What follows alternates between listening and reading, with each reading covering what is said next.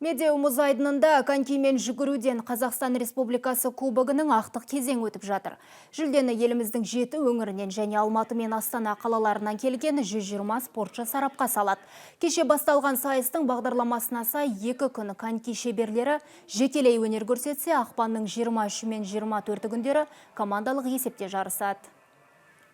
Біздің бұл жарысымызға еліміздің ұлттық құрама команданың негізгі спортшылары жоқ. Өйткені олар қазір үстіміздегі жылдың 3 және 5 наурызда әлем чемпионатына қатысады. Сол жарысқа дайындалуда.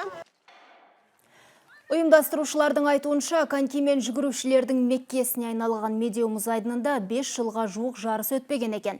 Талай рекорд орнатылған. Теңдессіз спорт алаңында алдағы уақытта әлемдік додаларды өткізу жоспарланыпты. Тест ретінде осы жарыс көреміз, қандай кемшілік бар. Мына жерде көптен бері реконструкция болған жоқ.